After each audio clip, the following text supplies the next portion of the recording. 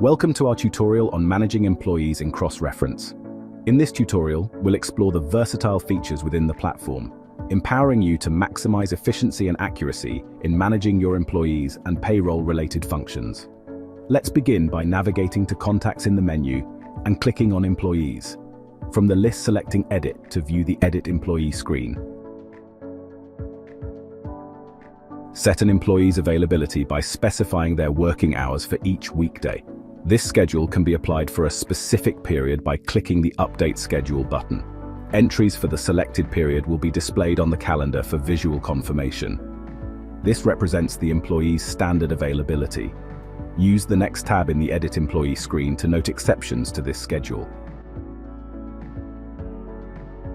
Exceptions include sick leave, annual leave, long service leave, rostered days off, RDO, leave without pay, or special circumstances. When entering an exception, record the time the employee will be unavailable, which could span hours, days, or weeks. The actual missed work hours should be entered in the Claim Hours field. For hypothetical absences used in planning, set the employee portal to No to prevent unnecessary alerts. Once an absence is approved, set it to Yes to make it visible in the employee portal. Depending on the business and employee type, work shifts may vary throughout the week. Set these shifts in the Work History tab.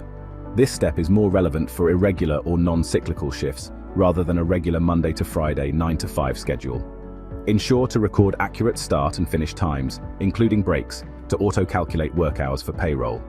Shifts can be shown or hidden from the employee portal as needed. In the fourth tab, you'll find the Pay History section. This displays the employee's pay history, listing each payslip along with pertinent information. Here, you'll come across terms like Super EC and Super PC, which stand for superannuation employer contributions and super personnel contributions made by the employee. While pay summaries might not be required for all businesses, they can still be printed on demand within this tab. Moving on to the Documents tab. This section is utilized to store employee applications, contract offers, and other correspondence in a centralized repository. It's important to note that if an employee is also a customer, their documents will appear in the Edit Customer Document tab, which is not advisable. To protect sensitive information, it's best to create a separate contact for the customer role if an employee also needs to be a customer. The sixth tab is dedicated to personal data. It stores crucial information including date of birth and next of kin, and is also where you can grant or remove portal access for an employee. If an employee is terminated, you should set the active flag to No to exclude them from future payroll entries once all financial responsibilities are finalized. The final tab contains payroll settings and should be accessed by users with payroll expertise. These settings affect which tax tables are used for payroll tax withholdings. It's crucial to restrict access to this screen to protect sensitive data, such as the employee's tax file number.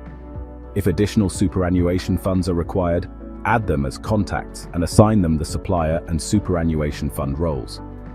For more details on creating superannuation fund contacts, please refer to the How to Manage Suppliers tutorial. The Pay Class drop-down is used to select the primary award for each employee. Manage Pay Class entries by navigating to Administration and selecting Maintenance, then clicking the Payroll Class Maintenance button. This task should be handled by users with substantial payroll knowledge.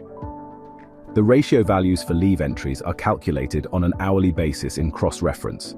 For example, if an employee is entitled to 10 sick days per year at 8 hours each, that's 80 hours annually.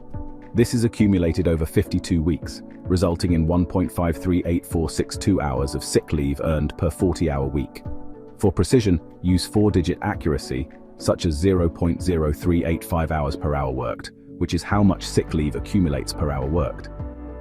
This means if an employee works 25 hours in a week, they accumulate 0.9625 hours of sick leave. Similar logic applies to other ratios, but it's essential to understand awards thoroughly before making adjustments without a qualified payroll user. Awards can be downloaded and attached to pay class entries for easy reference. Pay class selection. In the employee edit screen, only one primary pay class can be selected. For employees with multiple roles requiring different pay classes, Xreference allows up to 7 awards per payroll, enabling accurate payroll processing for different rates and awards. We'll explore more about Xreference payroll in the next tutorial, but you should now have a good understanding of how to set up an employee and the importance of controlling access to sensitive information. Thank you for joining us today. Remember, we're here to help you make the most of our platform. If you have any questions, don't hesitate to reach out to us using the About screen in Xreference.